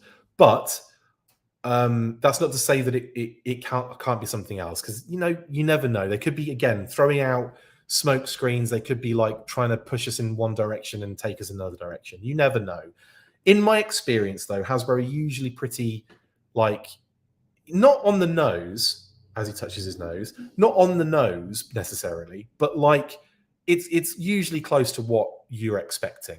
They have surprised us, don't get me wrong, but when it comes to like leaked tease, reveal things, it's usually spot on, isn't it? Yeah, Tunnel Rat's render has already been shown, Jeremy. So yeah, I think we'll see Tunnel Rat's figure. Well, in fact, it'd be really like, I should have like got a list of all the things, and really talk through them, because there's a lot of stuff. Low light, Shadow Tracker, and obviously it was also revealed in listings that Shadow Tracker is Night Force Walmart exclusive, so that will obviously be for Walmart, I guess, to reveal, or it will be revealed on JoJo June and Walmart will do a pre-order for it. So, and also, yeah, Dusty, Tiger Force Dusty, Python Patrol Crimson Guard, those Arctic Bat, all of those figures have got to somehow be officially revealed during JoJo June. So I think those three, I think Quick Kick might be shown off, I think, digital render at least. Yeah, and then you've got Tunnel Rat, Shadow Tracker, Low Light, Steel Core, most probably. That's got to come soon, hasn't it? Telly Viper and the Trouble Bubble. There's a lot of stuff that we need to see in physical form. So I think a lot of this stuff is going to be in that JoJo June. I'm so excited. Bridge layer would be amazing, but yeah, no counter strike capabilities there. Jeremy says bridge layer has 24 on it too, but no offensive capabilities. I would love it if it was the frickin' bridge layer. How many people scoured 3D Joes and JoJo when that 24 popped up, by the way? I imagine it wasn't just me, but yeah, awesome. Yeah, okay. Whew. It's loads of stuff, guys. Loads of stuff. JoJo June is coming soon. I'm already in talks with Hasbro to do some kind of interviews and stuff like that as well. If they're not going to do any, I'm sure they'll do like Q&As and stuff for like the whole community, like, you know, all the kind of GI journalists. But I have been in talks to see if we can get some stuff set up as well. So excited to do that stuff. JoJo Jerk, I just made a review for Tiger Force Dusty and Python Patrol Crimson Guard. I know like loads of people have this stuff already. It's ridiculous, isn't it? So yeah, I kind of want to see the proper official reveal and start getting those figures from, I don't know, Target maybe. But yeah, I mean, like, I know they're Target exclusives. What I mean is, you know, rather than getting them from, you know, elsewhere already. A flamethrower to the Dragonfly, that would be nuts. Yeah, that would be fantastic. Okay, right. So it's been a long one, hasn't it? That an hour and a half. And I didn't even have Pat with me for the end of it. Sorry, Pat, that you had to bounce at the end of that one, buddy. Hopefully we'll be back to normal next week. I know it's been a bit of a bumpy road for the past 3 weeks, but we will get back into a rhythm, and we'll be back with, we've got a monthly that I've got to really rush out next week with Pat and hopefully with Pat and Justin, and we'll be talking HasLabs on that as well because of the obviously recent news about all this stuff that's kicking off. So we'll be doing our kind of like we would do what we expect, but I think we all expect the same thing. So we'll probably do some practical HasLab choices. What is my ultimate HasLab, says DJ5 Ash, and I'll tell you, because my goodness, I think everyone already knows it's the Tomahawk / Eagle Hawk. I know it's huge, but I think that would be the best. Now, I'm not saying that's something that's coming, but my God, I'd love that. It would be huge. It would be gigantic. And I definitely have to have at least a ram possible to kind of come out of the back with the person on it. So there'd have to be head clearance for a ram to come out of that back part of the Tomahawk / Eagle. I'll call it the Eagle Hawk because it has changed names now, hasn't it? So I would have ram access is what I'm saying. If it was just the ram without the person on it, so they're just pushing it out, fair enough. I'll take that. But I'd love to see someone come out of the back of an Eagle Hawk. It would be amazing. Now, as well as that, there's loads of other features. Obviously, rotating blades, foldable blades to make it a little bit easy to store. And then you'd have engine panels that would come off so that you could work on, you know, really detailed as well. So you can work on the rotors and all that kind of stuff. I'd have obviously all the missiles and the gun emplacements. The doors, I would have shutters on them. So you could slide them open and they'd be in open form. So you can have that the whole time. And then you could slide them closed and you'd have the camo and the panel matching. Because we've seen that. We have precedent for that on the cartoon, in the movie, I believe, when the Tomahawk lands in the snow. And they open the doors and everything. And I'd also have netting that would go across so that when the doors are open, you could have that kind of like, you know, the netting that goes across to hold stuff in if they've got like some cargo or if they've got a bit more, you know, the soldiers put their legs through it and stuff like that. Just things like that I think would be wicked. I'd have 4 seats inside, and I'd have the section between where the central segment is in the seats and where the cockpit is. I'd have a segment where obviously there was a doorway into the cockpit from the back, and I would have in that like area that was kind of closed off, I would have Lifeline's medical stuff lined up, and I would have his stretcher, like so it would be like up on one side, right? So it would be up on one side, but it would also be able to come down and lock into place on the floor if you were transporting ill or injured or that kind of stuff. Do you know what I'm saying? And then like a little side section with all of the medical supplies and medical bits and pieces. And then I'd have Firefly come with the Tomahawk, because he's genuinely been like synonymous with it for so many years. Obviously Lift Ticket was coming with that too. And then I'd throw in maybe, I don't know, some other figures we haven't had, like, I don't know, like who else could you have? Obviously, I think most people think Airborne's coming with the Dragonfly, but I think you can safely say Airborne would be one of those figures we'll have sooner rather than later. But if he could come with it, that would be great. Or anybody, I'd love that. That would be my favorite. Honestly, that would be my ultimate classified HasLab, would be the Tomahawk, and obviously the working winch. And I'd have that either on a crank, or I'd have them go nuts. Yeah, Crazy Legs would be a good shout, Jeffrey. I'd love Crazy Legs to go with that. Or Free Fall would be a nice one. Or Summer Sky Patrol, or any of that kind of stuff. Yeah, that would be wicked. Anyway, yeah, very excited. Now, just if you've just joined and you're thinking, why are you talking about a Tomahawk? We all know what it is. I do think the actual one we're going to be getting is a Dragonfly. Glenda's a good shout for a stretch goal on that one. So that's a really good shout. Robert H says, plot twist is a Dragonfly, but not the helicopter. It's just a giant Dragonfly for Cobra La to ride around on. I like that as well. That's brilliant. Jeffrey, we've talked about Arctic Snake Eyes would be a great shout, but with Quinn as well as a 2-pack, that would be kind of cool. I'd love, Quinn would be cool though, wouldn't he? As a classified figure, just in general. He could have interchangeable legs, so he could have shorts or long sleeve trow on. HasLab Radar Rat, says Jeremy. Yeah, good shout, Jeremy. I like that. Black Genghis, thank you so much for the super chat, buddy. Really appreciate that. Yojo, what vehicle are you looking forward to that's least likely to be a HasLab? So smaller vehicles, are you trying to say? That wouldn't be, Ore Striker was one of my favorites. I think that's got to be on deck for some sort of vehicle release that isn't a HasLab. I would suggest the Vamp is probably up there too. What else? That I'd want though is a different question, isn't it? Like that I would really be buzzing my berries over. Tigerfly, but it's a Dragonfly as a tiger. So yeah, that's one of my favorite vehicles, but I can't have it because it's already. So maybe that does count, but it wouldn't really happen because I don't know. It might do. I don't know.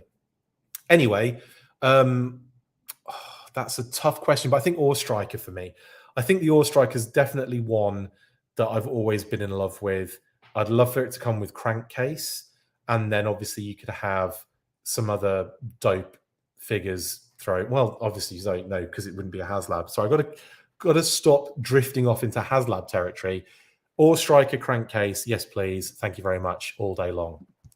Dragonfly does have a number 24 of the Broken Gamer, and that's what we all think it's going to be. Chuckles to help the rotors start spinning for the Tomahawk. James Howlett, you genius. Yeah, I'd have a movie Chuckles with the white shirt, the white version of his shirt, and then perfect. Because you're going to get the regular one with the SDCC Chuckles, aren't you? So yeah, brilliant shout, James. Plant Fungus to stop the helicopter blades. You genius, DJ. Yes. Who'd have thought of getting shut down by a salad? Yes, definitely. Ripcord is a good shout, Jeffrey. Yes, Ripcord is a great shout to be one of those figures that comes with a Tomahawk / Eagle Hawk. Oh, plot twist. It's Sonic Fighters Apache with Sonic Fighters Rock and Roll. Jeremy, you've got all the bangers today. I love that they took basically that from a different toy line, that Sonic Fighters Apache. And it didn't really fit any of the figures. Yeah, hilarious. Anyway, okay, let's move on because I've got to finish soon, and it's been a long one. Let's get into shout outs before we leave. Thanks, lads. Have you tried Hoarder yet? No? Well, you need to. If you have a collection of things and want to create a fun and easy way of organising it and of course showing it off, then get involved. You can post items and build collections, and you can drop a status like getting a fun delivery or seeing some awesome related stuff on your travels. Build your collections with Hoarder. The app is free to download on Google Play and the App Store, so what are you waiting for? get to hoarding.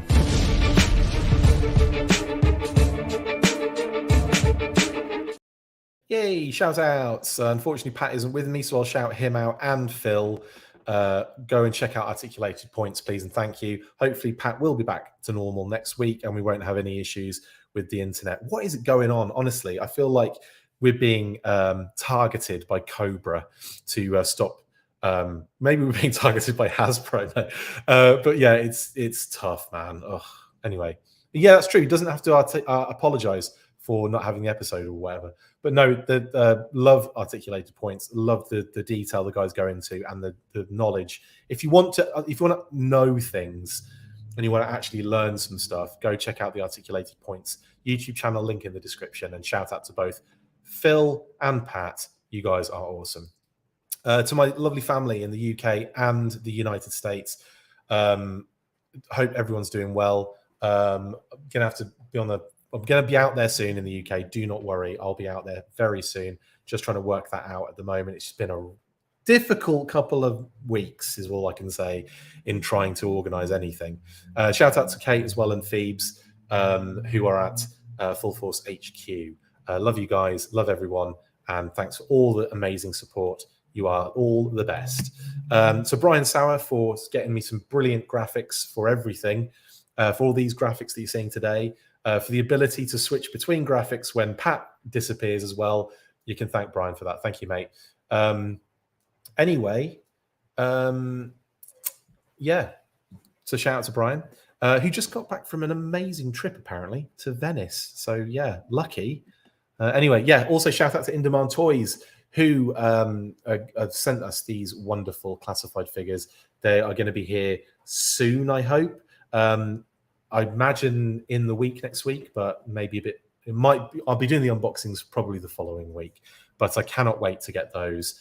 Speaking of product and getting things in, though, Diamond, unbelievably, sent me 3 huge boxes of product for G.I. Joe stuff and said, could you review them? So that's what I'm going to do.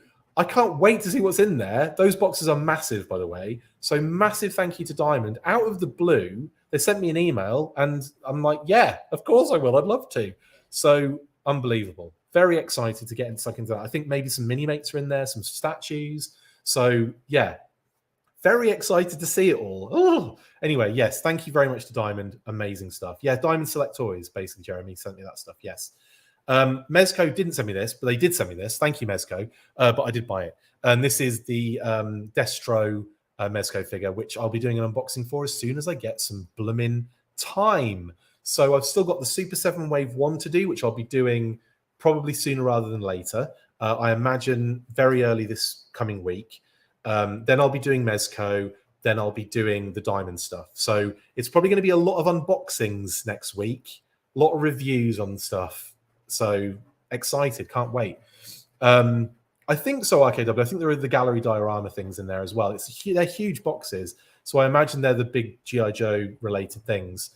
So massive shout out to Diamond. That was not expected and not, fully appreciated is all I'm going to say.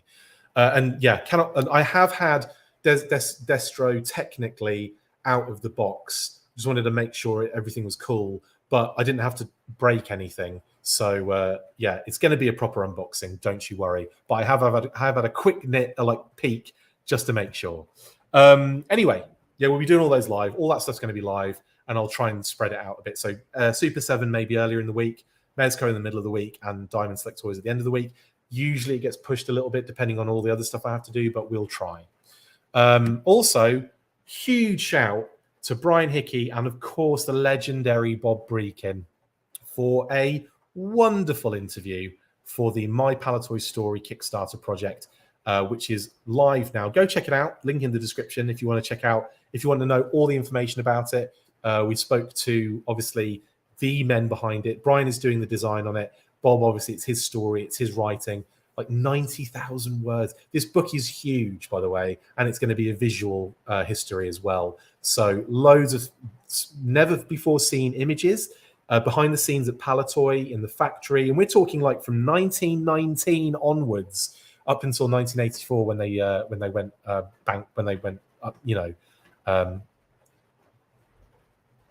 not bankrupt, when they just dissolved as a company. So really, it was a great interview as well. And obviously, Brian, amazing work that he's done with toy photography, with Total Action Force books with Paddy Lennon, of course. Just very excited for this book. It's stunning. So that is out right now. Link in the description for the Kickstarter. Go and pledge. Let's get this done. And it was actually motoring.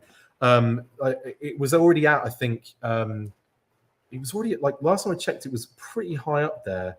It's not, obviously, it's still a long way to go, but they had done really well so far. So I'm really excited for this one, and I really hope it does fund. And this is one we have to get this done, guys, genuinely. I'm just going to have a quick look to where it is at this exact moment in time. My PALITOY Story Kickstarter. Annoyingly, I had to... it's 14,726, rocketed up since yesterday. It's gone up another $4,000 from yesterday. So excellent stuff. So the goal is $49,764 or 46,000 euros, I think it was. Let me just double check. 46,000 euros, or in dollars roughly about 50 grand in dollars, but they're at 14,726 already. We've got 29 days to go. Let's get that one backed. There's an early bird. Let's see if that's still available. I think it should still be available. Just have to go to the campaign. Let's have a look. Yes. Or maybe the early bird is over. Is the early bird over? 0 seconds to go. It must be completely done then. I think the early bird's done. In any case, you've got it's still an amazing price for this book. This book is huge. It is massive. And like if you want if you just want a standard copy of it, 65 euros, get stuck in. Let's get this done, guys, please, and thank you. And massive shout out to Bob and Brian for a great interview as well. Love you guys so much. Okay, that brings me to the end of the show, just as it starts raining on this skylight here. It has been an absolute pleasure today. It hasn't been the smoothest, of course. Pat bounced, unfortunately, when his internet died twice. But yes, Adam, what a character Bob is. He's brilliant, absolutely brilliant. I love Bob with all my heart. Cannot wait to get into that Yes, Black Genghis, can't wait to get into that Mezco Destro either. Very excited. Right, Full Force Weekly, that's it. Thank you to all of our patrons, all of our listeners, viewers, all of the support. We really appreciate it. I will be trying to get back to the semblance of normality over the next few weeks. It's just been so ridiculously busy. I'll see you on the next one. Thanks to Pat as well, who can't be with us at this moment. I'll see you on the next one. You know what to do at the end of all these episodes, guys. After 3, 1, 2, 3, Full Force. See you on the next one.